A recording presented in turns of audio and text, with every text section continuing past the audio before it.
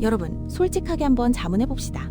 평소에 너무 잘나서 은근히 꼴보기 싫었던 직장 동료가 상사에게 호되게 깨졌을 때, 혹은 SNS에서 완벽한 삶을 자랑하던 인플루언서가 어떤 논란으로 몰락했을 때 입가에 아주 미세한 미소가 번진 적 없으신가요? 겉으로는 어머 어떡해 정말 안 됐네 라고 말하면서도 속으로는 거봐 그럴 줄 알았어 라며 시원함을 느꼈던 그 감정 말입니다. 우리는 이런 감정을 느낄 때 스스로를 나쁜 사람이라고 자책하곤 합니다. 도덕적으로 옳지 않다고 배우니까요. 하지만 오늘 소개해드릴 책 리처드 H. 스미스의 쌤통의 심리학은 말합니다. 이 감정은 지극히 인간적이고 심지어 우리 생존에 꼭 필요한 심리적 본능이라고요. 독일어로는 이를 샤덴프로이데라고 부릅니다. 고통을 뜻하는 샤덴과 기쁨을 뜻하는 프로이데가 합쳐진 단어죠. 오늘은 우리 마음속에 숨어있는 이 은밀하고도 발칙한 즐거움의 실체를 낱낱이 파헤쳐보겠습니다. 첫 번째 장, 사회적 비교. 나보다 잘난 사람의 추락이 주는 안도감. 먼저 우리는 왜 타인의 불행에 관심을 가질까요? 그 핵심에는 사회적 비교라는 메커니즘이 있습니다. 심리학자 레온 페스팅거는 인간이 자신의 가치를 판단할 때 객관적인 잣대보다는 주변 사람과의 비교를 통해 확인하려는 본능이 있다고 설명했습니다. 내가 연봉 5천만 원을 받아도 주변 친구들이 모두 1억을 받는다면 나는 불행해집니다. 반대로 내가 4천만 원을 받아도 주변이 모두 2천만 원이라면 나는 우월감을 느끼죠. 이것이 바로 샤덴프로이데의 첫 번째 뿌리입니다. 나보다 앞서가던 사람이 불행을 겪어 뒤처지게 되면 가만히 서 있던 나의 상대적 순위는 저절로 올라가게 됩니다. 특히 그 대상이 나보다 우월했던 사람일수록 그 효과는 극대화됩니다. 상대의 불행이 나에게는 일종의 심리적 보너스나 승진처럼 작용하는 셈이죠. 우리는 이를 통해 낮은 자존감을 방어하고 나도 저 사람에 비해 그렇게 나쁘지 않아 라는 위안을 얻습니다. 두 번째 장, 시기심이라는 독약의 해독제. 샤덴프로이데가 가장 강렬하게 분출될 때는 언제일까요? 바로 시기심을 느꼈던 대상이 무너질 때입니다. 시기심은 인간이 느끼는 가장 고통스러운 감정 중 하나입니다.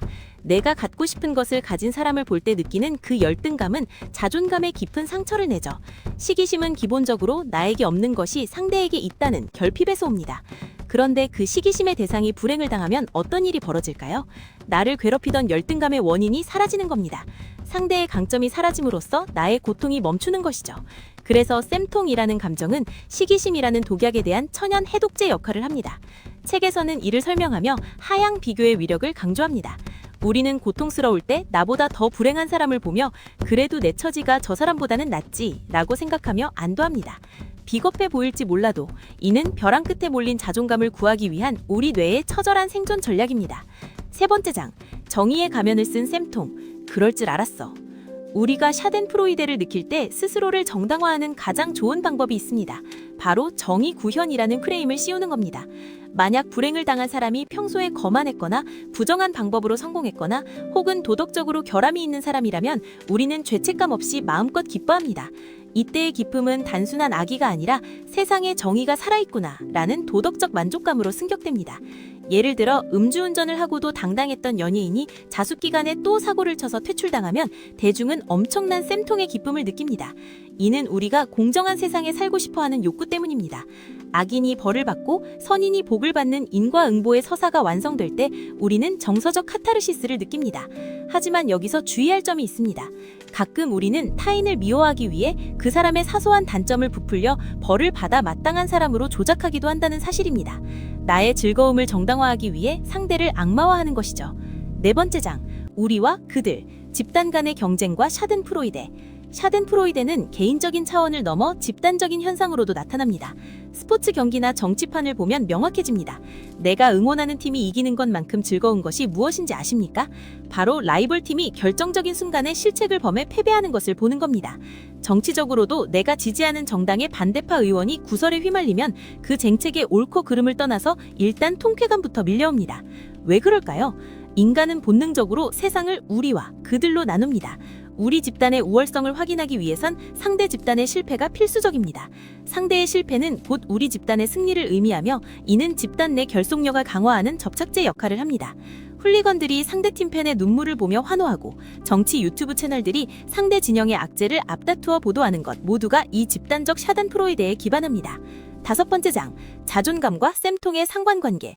흥미로운 사실은 자존감이 낮은 사람일수록 타인의 불행에서 더 큰 기쁨을 느낀다는 점입니다. 자존감이 단단한 사람은 타인의 성공의 위협을 덜 느끼고 타인의 실패에도 담담합니다. 자신의 가치를 타인의 상태에 따라 널뛰지 않기 때문입니다. 하지만 자존감이 불안정한 사람은 타인의 불행을 통해서만 자신의 가치를 확인하려고 합니다. 반대로 나르시시스트들 역시 샤덴프로이데를 강하게 느낍니다. 그들은 자신이 항상 특별해야 한다고 믿기에 주변의 모든 사람은 자신의 우월성을 돋보이게 할 들러리일 뿐입니다. 들러리가 망가지는 것은 주인공인 자신에게 아무런 타격이 없으며 오히려 자신의 독보적인 위치를 확인시켜주는 유쾌한 이벤트일 뿐입니다. 결국 쌤통이라는 감정은 내면이 얼마나 불안정하거나 혹은 얼마나 자기중심적인지를 보여주는 거울이기도 합니다. 결론, 본능을 인정하고 공감으로 나아가기. 자, 이제 정리를 해보겠습니다. 타인의 불행을 보며 즐거움을 느끼는 것, 그것은 우리가 인간이기 때문에 갖는 아주 자연스러운 감정입니다. 경쟁사회에서 살아남기 위해 진화한 우리 뇌가 보내는 신호이기도 하죠. 그러니 그런 마음이 들었다고 해서 스스로를 사이코패스가 아닌가 의심하며 자책할 필요는 없습니다. 하지만 이 감정에만 매몰된다면 우리는 인간만이 가진 가장 고귀한 능력, 즉 공감을 잃어버리게 됩니다. 리처드 스미스는 말합니다. 샤덴크로이데를 느끼는 자신을 관찰하되 그것이 시기심이나 낮은 자존감에서 비롯된 것은 아닌지 돌아보라고요. 그리고 상대의 고통이 진정으로 비극적인 상황일 때는 쌤통의 마음을 잠시 접고 인간 대 인간으로 손을 내밀 수 있는 용기가 필요하다고 말입니다. 오늘 영상이 여러분의 마음속 은밀한 구석을 이해하는 데 도움이 되셨나요? 타인의 불행이 주는 짧은 크량보다 타인의 행복을 진심으로 축하해줄 수 있을 때 느끼는 기쁜 자존감을 쌓아가시길 바랍니다. 쌤통의 심리학, 오늘 이야기는 여기까지입니다. 시청해주셔서 감사합니다.